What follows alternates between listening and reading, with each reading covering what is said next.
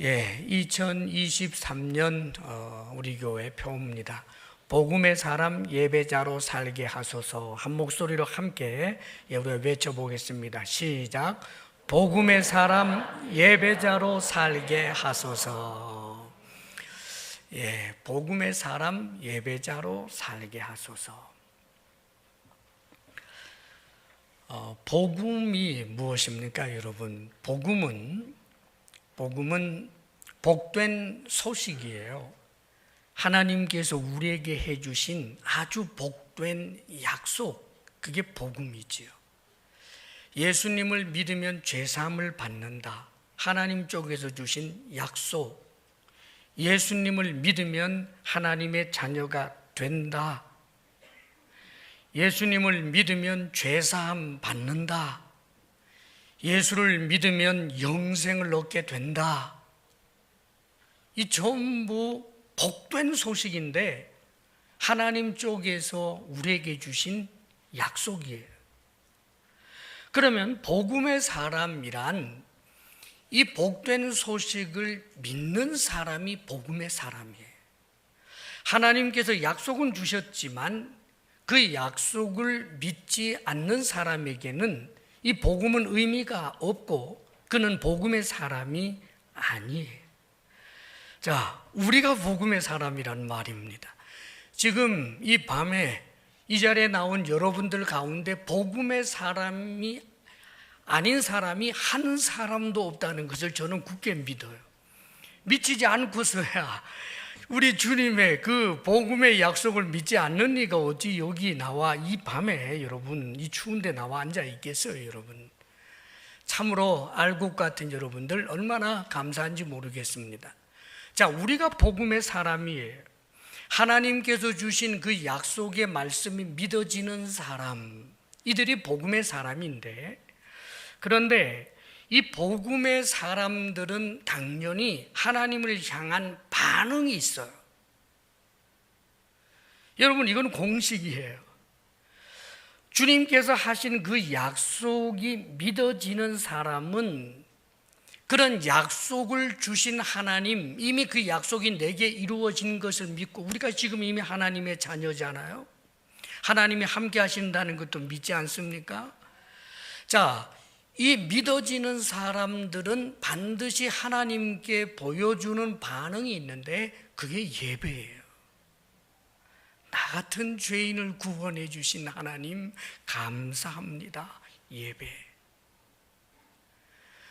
나를 위하여 당신의 아들까지 주신 하나님, 어찌 하나님 같으신 신이 또 있겠습니까? 감사합니다. 예배. 하늘과 땅과 그 가운데 모든 것을 지으신 전능하신 창조주 하나님이 내 아버지가 되신다니 감사합니다. 이 경외하는 마음, 이것이 바로 예배예요. 그렇기 때문에 하나님께서 주신 그 약속의 말씀, 이 복음에 대하여 반응하는 것이 예배이기 때문에, 그러므로 우리는 예배의 사람이어야 하고 예배의 사람일 수밖에 없는 거예요. 성경에 보면, 자, 구약을 말하자면 이제 제사, 그것도 오늘로 말하면 예배와 같아요. 공식적인 예배, 제사. 또 구약의 하나님을 찬양한다, 경외한다 하는 이런 내적 상태, 이거 전부 말하자면 예배입니다. 그런데 하나님을 제사하는 일, 그 예배하는 일을 성경에서 이렇게 보게 되면 최초로 나타나는 제사가 있어요. 인간이 타락했어요. 우리 하나님 앞에서 범죄해서 하나님이 금하신 선악을 알게 하는 나무의 실과를 먹는다라고 하는 것은 하나님처럼 되기 위한 피조물이 피조물 자리를 지키지 아니하고 하나님의 은혜를 은혜로 여기지 아니하는 아주 무서운 죄였기 때문에 그것은 이제 하나님께서 말씀하신 대로 영원한 심판이에요. 흙으로 돌아간다. 그리고 그 영혼은 이제 지옥불에 던져지는 것이란 말입니다.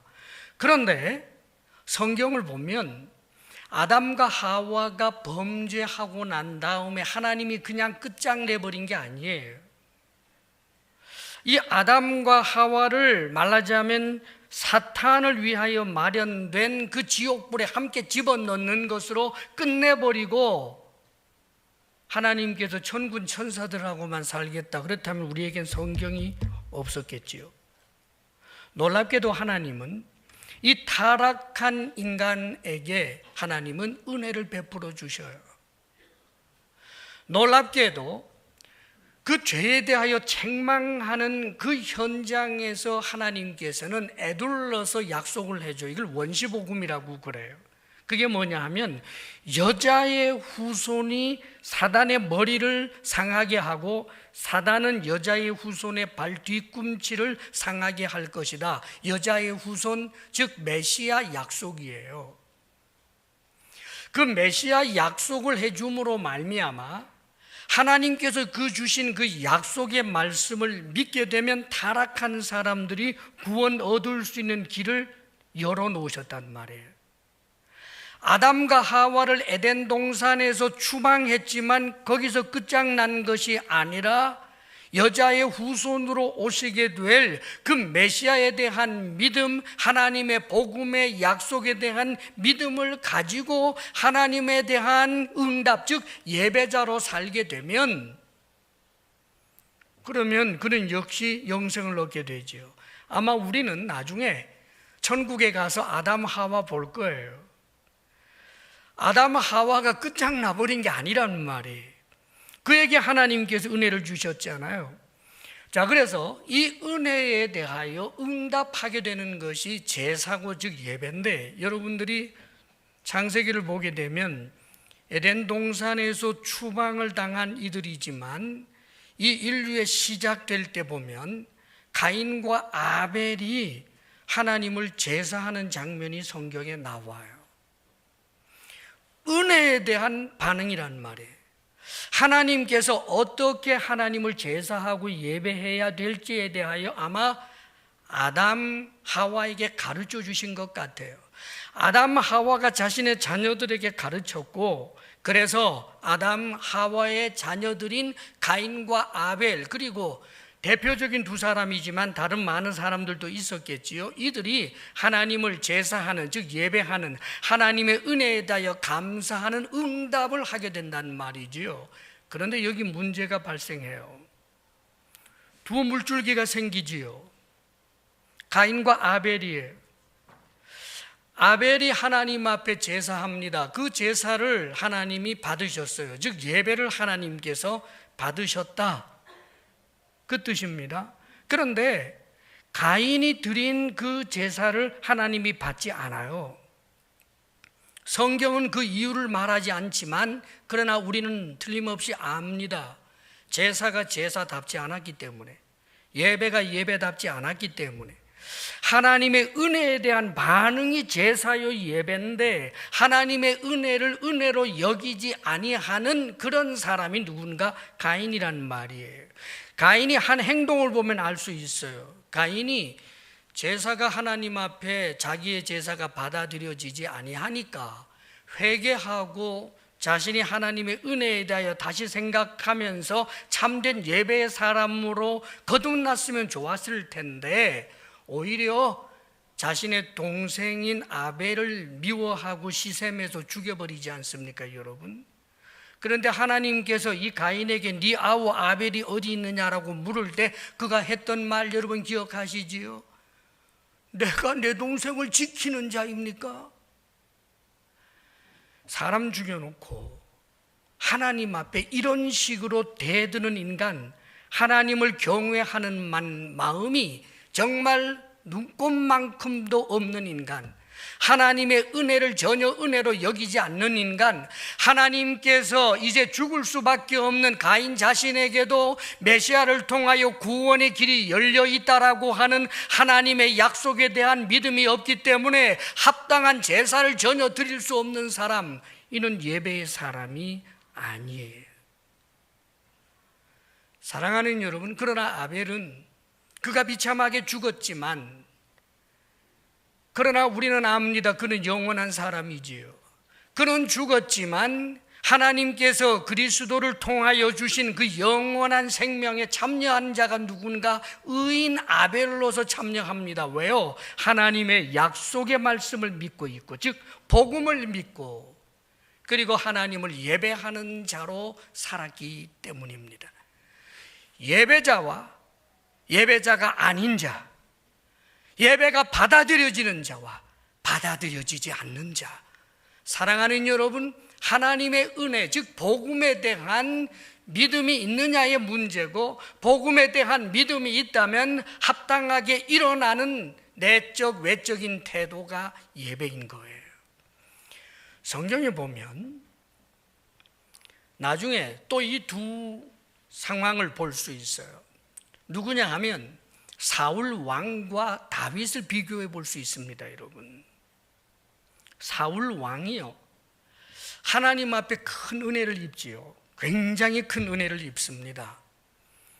정말 자기는 생각지도 못했는데 어느 날 하나님이 선택해서 이스라엘의 첫 번째 왕으로 세워줘요. 얼마나 큰 은혜예요. 그런데 처음에는 겸손했던 이 사람이 시간이 조금 지나가면서 하나님의 은혜를 전혀 은혜로 여기지 않아요. 그래서 하나님의 명령들을 쉽게 불순종하면서도 회개할 마음이 전혀 없는 그런 사람의 모습을 비추지요. 나중에 기가 막힌 장면이 하나 나옵니다.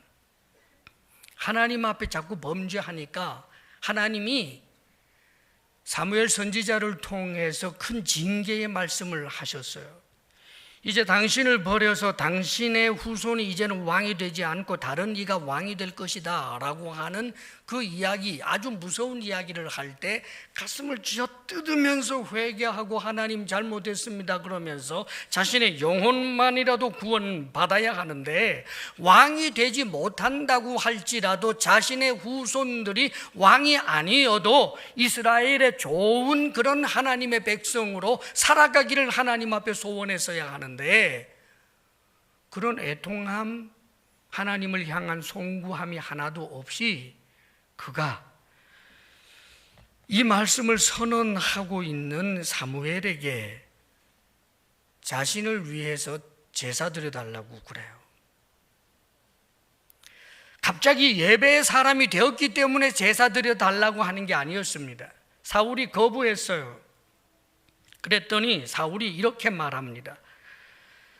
사무엘에게 말하기를, 사울이 이르되 내가 범죄하였을지라도 이제 청하옵나니 내 백성의 장로들 앞과 이스라엘 앞에서 나를 높이사 나와 함께 돌아가서 내가 당신의 하나님 여호와께 경배하게 하소서. 무슨 뜻인지 아시겠어요, 여러분? 내가 범죄했다 치자.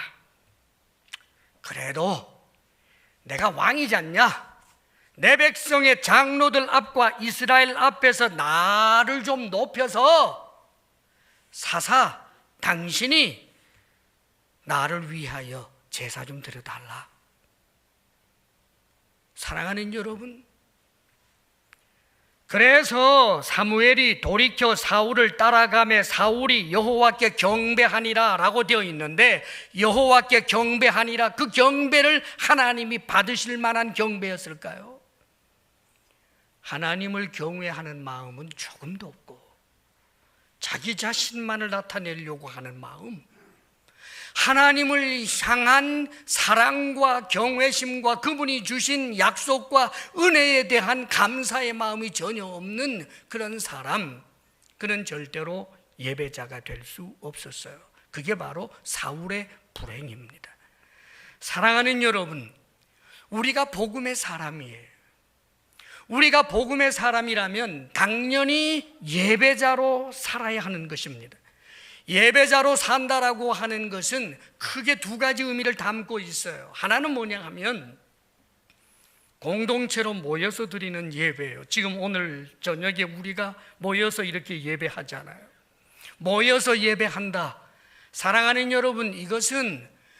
신구약 전체를 통틀어서 공식적인 제사나 예배 행위가 이런 것이었어요. 하나님이 정해 주셨어요. 모여서 하나님을 제사하라, 예배하라. 안식일에 이렇게 하라, 언제 어떻게 하라, 어떤 절기에 모여서 하라. 오늘 읽은 말씀에도 마찬가지지요. 이르시되 나의 성도들을 내 앞에 모으라. 그들은 제사로 나와 언약한 이들이니라. 그렇습니다, 여러분. 하나님 앞에 제사 드리기 위하여, 예배 드리기 위하여 모이라는 거예요. 구약에도 그랬고 신약에도 그랬어요. 어떤 이들은 구약의 성도들은 모여서 그렇게 제사를 드렸지만 신약의 성도들은 그럴 필요 없다라고 말하는 이들이 있어요. 여러분, 성경을 찾아서 읽어보십시오. 사도행전은 교회 시대에 성도들이 어떻게 했는지를 보여줍니다. 성령이 역사하시면서 교회 시대가 시작되자마자 교회가 했던 일, 예수 그리스도를 믿게 된 그 사람들이 다 전부 모래알처럼 흩어져서 혼자 거룩 그러면서 깊은 산으로 다 들어가 버렸느냐? 아닙니다, 여러분. 끊임없이 모였어요. 성전에 모이기를 힘쓰고 소그룹으로 각 집에서 모여서 함께 예배하는 것. 사랑하는 여러분, 함께 모여 예배한다라고 하는 이 의미를 우리는 얼마나 소중하게 여겨야 하는지 몰라요. 왜 그렇습니까? 우리가 구원받는다라고 하는 것은 도 닦아서 혼자 신선처럼 여기저기 너울너울 다니는 게 아니에요. 우리가 구원을 받는다는 것은 공동체적이에요. 우리 주 예수 그리스도를 머리로 하고 우리가 몸을 이루어서, 그렇습니다, 여러분. 사랑하는 성도들이 이 세상에 하나님께서 구원하시기로 작정한 예수 그리스도의 몸을 이루는 성도들이 모두 다 천군 천사와 하나가 되어서 하나님을 예배하는 공동체가 되는 것. 그렇기 때문에 우리가 모여서 예배한다라고 하는 이 소중함을 우리는 늘 소중하게 여기고 귀하게 여겨야 하는 것입니다. 코로나 시절에 정말 너무나 마음 아프게도 하나님을 예배하는 일, 모여서 예배하는 일의 이 소중함을 우리가 너무나 간과한 적이 참 많이 있습니다, 여러분. 사랑하는 여러분, 기억하십시오. 덕을 세우기 위하여 우리가 많은 것을 감수하기는 했지만 그러나 기억해야만 합니다. 하나님 앞에 모여 예배하는 것의 이 소중함이 얼마나 중요한지. 그래서 우리가 우리 주 예수 그리스도를 통하여 우리에게 주신 그 복음을 우리가 분명히 믿는 사람이라면 많은 대가를 지불하고서라도 시간을 들이고 몸을 들여서 하나님 앞에 나와 예배하는 것 얼마나 소중한지 몰라요. 또 하나 예배의 차원이 있어요. 그것은 신약 성경에 지금 읽은 말씀처럼, 그러므로 형제들아 내가 하나님의 모든 자비하심으로 너희를 권하노니 너희 몸을 하나님이 기뻐하시는 거룩한 산 제물로 드리라. 이는 너희가 드릴 영적 예배니라. 우리의 몸이라고 하는 것은 이 육신 고깃덩어리를 말하는 게 아니에요. 전인격을 말합니다. 우리의 삶 전체를 말하는 거예요. 이 삶 전부를 하나님 앞에 드리는 것. 다시 말하면 우리의 삶의 모든 행위와 태도가 내적인 태도이든지 외적인 태도이든지 모든 것이 하나님을 의식하여 하나님 앞에서 옷깃을 여미는 그 모든 태도를 말하는 거예요. 말을 합니다. 하나님을 의식해서 덕을 세우는 말을 합니다. 그 말이 예배예요. 우리가 누구를 향하여 손을 펴입니다. 하나님을 의식하여 손을 폈습니다. 그 펴는 손이 예배예요.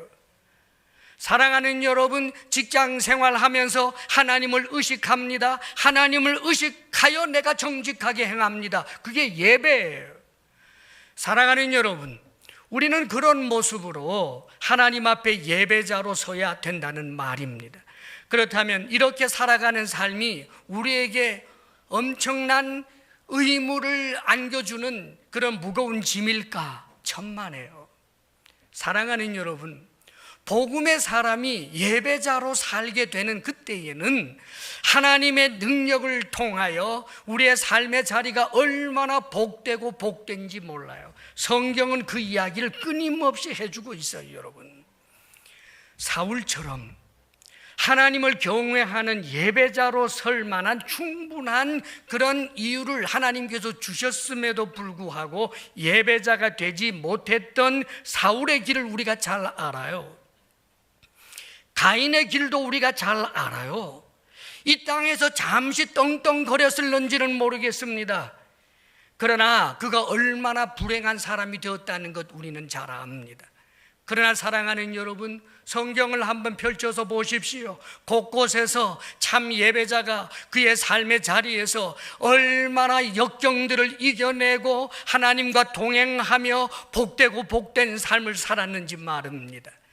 이제 2023년 우리에게 다가오는 이 새해에 우리에게 어떤 일이 일어날는지는 잘 알지 못해요.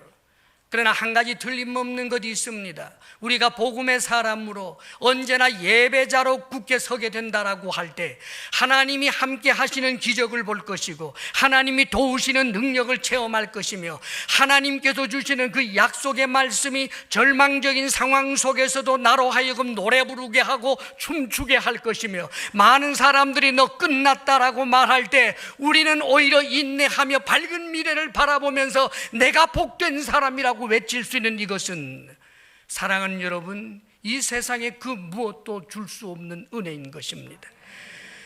욥을 보세요. 여러분, 그 처절한 고난 가운데서도 그의 입술을 예배자로 하나님 앞에 올려드리기 위하여 입술을 지켜낸 그 욥에게 하나님이 주신 그 풍성한 은혜의 이야기를 우리는 너무나 잘 압니다.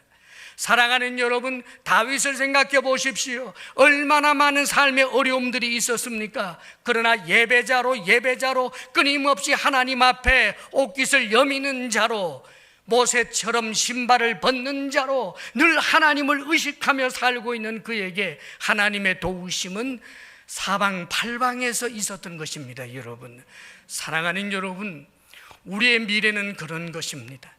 이제 우리가 2023년도를 맞이하게 됩니다. 2023년을 맞이하여 살게 되는 그 삶의 비결은 남들보다 무엇인가를 더 알아야 되는 것이 아닙니다. 주식에 대하여 능해야 되는 것이 아닙니다. 자산을 모으는 데 있어서 부동산에 대하여 깨어 있어야 되는 것이 아닙니다. 건강관리를 철저하게 잘해야 된다라고 하는 그런 따위들이 아닙니다. 여러분, 예배자입니다. 사랑하는 여러분, 예배를 소중하게 여겨야 합니다. 어떤 이들은 그러지요. 하나님 앞에 모여서 예배하는 것에 대해서는 굉장히 등한히 여깁니다. 그러면서 자신은 삶으로 예배를 드린다고 이야기하는 이들이 있어요. 사랑하는 여러분, 어린 아이도 속일 수 없는 말이에요. 하나님을 향한 감사와 감격이 사무치는 자가 성경 말씀에 모여서 하나님을 예배하라고 하는 말씀들을 전부 난도질해서 다 쓰레기통에 집어넣어 버리고 자신이 좀 더 윤리적으로 살고 좀 더 깨끗하게 산다라고 생각하여 나는 예배자라고 말하는 것, 사랑하는 여러분, 인본주의적 교만이에요. 얼마나 위험한지 몰라요. 반대로 늘 공식적인 예배의 자리는 늘 지키는데 그 마음에 감사도 감격도 없는 종교 행위만 열심히 하면서 직장에서 악한 짓, 못된 짓 서슴지 없이 행하고 하나님의 목전이라고 하는 것을 잊어버리고 입에서 나오는 대로 쏟아내고 분노가 터지는 대로 할 짓 안 할 짓 마음대로 해대는 그런 모습, 사랑하는 여러분, 우리 하나님께서 얼마나 마음 아파하시겠어요. 성경에 보면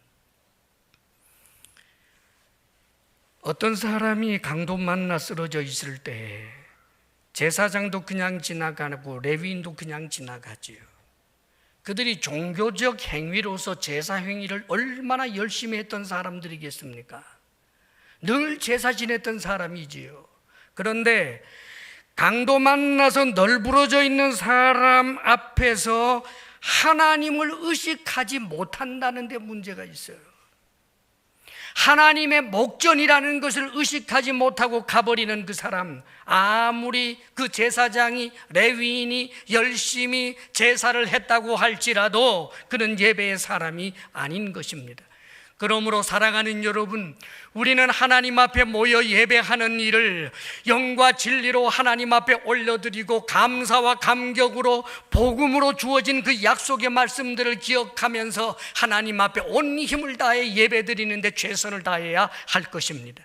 동시에 내 삶의 현장에 하나님이 여기 계시는구나, 지금 여기 하나님이 계시는구나, 그리하여 하나님을 의식하며 기도하는 한마디, 하나님을 의식하여 높여드리는 찬송, 하나님을 의식하여 누군가를 향하여 손을 내미는 그 모든 행위들, 하나님께서 받으실 만한 예배가 되고, 이런 예배자는 복되고 가치 있는 삶을 살게 되는 것입니다. 2023년 복된 한 해가 되시기를 주의 이름으로 축원합니다. 아멘. 할렐루야. 아멘.